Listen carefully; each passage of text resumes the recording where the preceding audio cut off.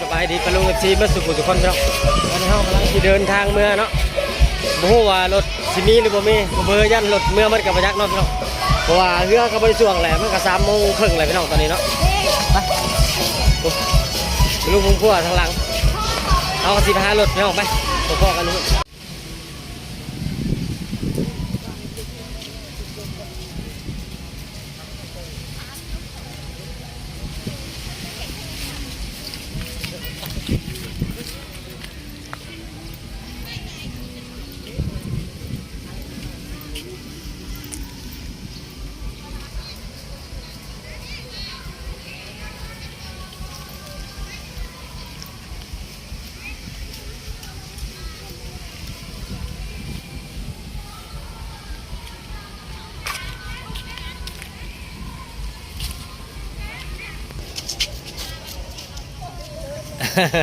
สิบวันนอนสวรรค์มาสับมันนี่นอนสวรรค์บ่วะนอนบ่แม่ไม่อยากนอนแล้วอยากเมื่ออะไรพี่น้องเอ้ยรถคนใดคันไหนเด้สีขาวคันไหนเด้ฮะ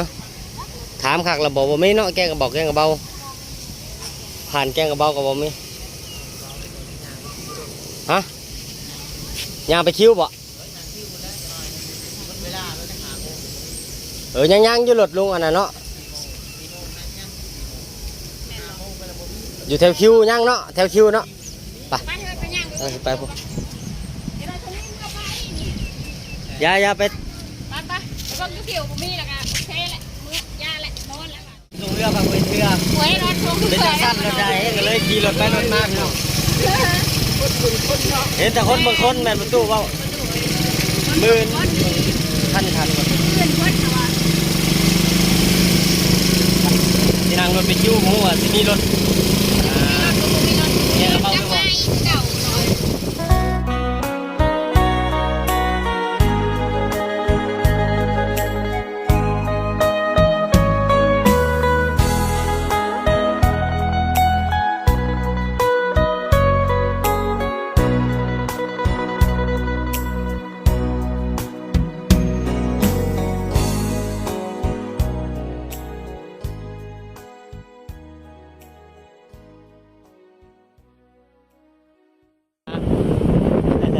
บ้า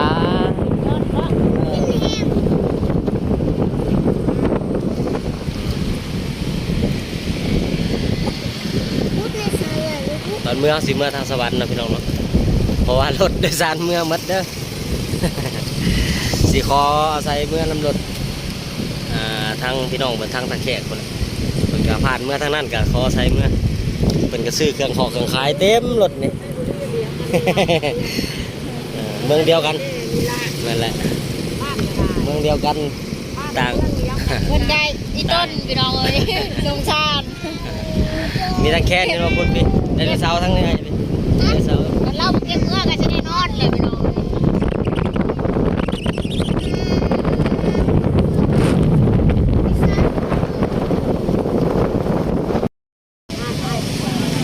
ขอใส่เมื่อน้ำรถเหมือนเนาะพี่น้องเนาะขอพุทธรถโดยสารเมื่อปะเลย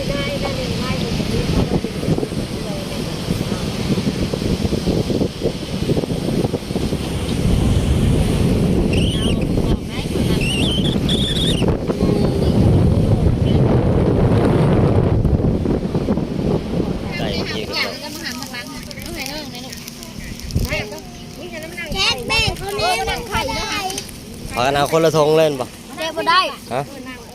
เอาหมองคนละทงป่ะเอาคนละทงบ่ดอกจอดก็เงียบขึ้นฟ้าเลยหัวไปดอกบ้ากล้าไปทางไหนแล้วบัดนี้นะเอายินยังเอาให้เอาเลยป่ะตายแล้วเกิดบาดนี่เดี๋ยวเฮียนเอาลูกมีเงินได้เป็นโทษได้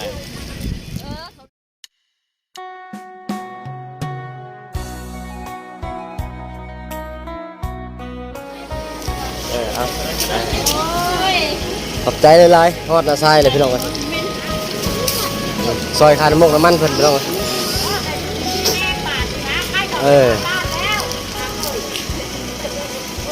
ขอบใจอะไรลงพอนาไส้เลยพี่น้องเลย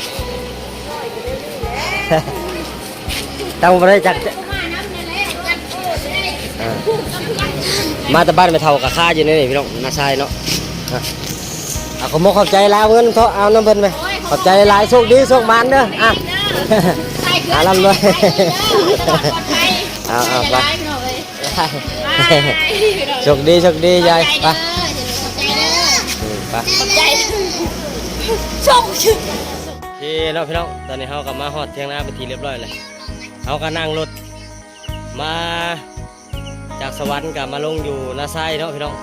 นั่งต่อจากนาไซมากับลงน้องสะพังคือเก่าอีกพี่น้องลงบอนป้อมตำรวจเนาะแล้วก็เฮากระจังคอรถเขามาต่ออีกบังเอิญว่ามีรถ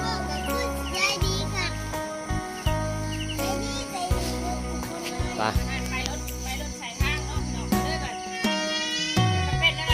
มีรถส่วนตัว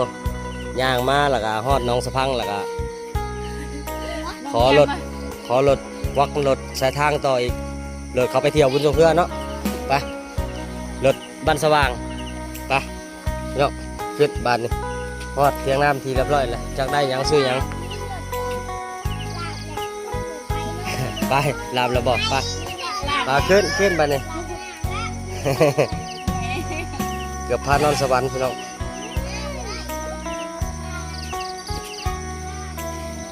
สี่พี่น้องฮอดเที่ยงหน้าแล้วกันเอาไปได้หรือว่าเป็นอะไรกันมานี่นะบ่ถามความรู้สึกเป็นอะไรบุญทรงเพื่อปีหน้าอยากไปบ่ ลาบเป็นยังไงลาบมึงมีรถลาบยังอย่าบอกย่างมามาลงจะได้ไงพาย่างมาพี่น้องปวดว่าจะเดินไปตัวอ่องไปเพิ่นย่างมามีรถในสายคอมานำเขาสุดทางพี่น้องเป็นไดเจ้ายูทูบเบอร์เมื่อบ้านไม่เท่ากับคายอยู่นะชายบัดนี้บัดกลับมาเด้ชงเรือบัดคายได้นะชายย่างมาอีกบ้านย่างมาเกือบย่างมาตะพูนแล้วเกือบฮอดน้องพังฮอดที่เราดงพุงเกือบดีแต่ใจบุญผู้เพิ่นใจบุญจอดเราเนาะสาธุอย่างว่าตลอดปลอดภัยแล้วก็ได้ไม่ต้องเลยดีเลยแล้วยังเอาใส่ให้ลูกภาพยิ้มแข็งแล้วก็ให้รวยเงินทองละลายคือเก่านะลูกเนาะเอาชีวิตของน้องใบเพิ่นเนาะมาบ่น่าปานนี้ยังบ่ฮอดใส่พี่น้องยังบ่ฮอดนะโมง12 โมงสิฮอดเฮือนทันย่างมากอ่ะบ้านขึ้นไปแล้วจะมาหอเรือนให้เรากินแม่น่ะกินแม่มังคลามขอจีบุญทรงเพื่อก็บ่เห็นเรือพี่น้องก็โอเคเสร็จแล้วขอจบคลิปลาคลิปติดคลิปสำนี้เนาะขอบคุณทุกไลค์ทุกกำลังใจที่เข้ามาติดตามรับชมคลิปแต่ต้นจนจบโดยที่พวกความโฆษณาเนาะสบายดีพี่น้องสบายดีป้าลุงสบายดีพี่น้องมาสู่ทุกคนขอพรคลิปหน้าพี่น้อง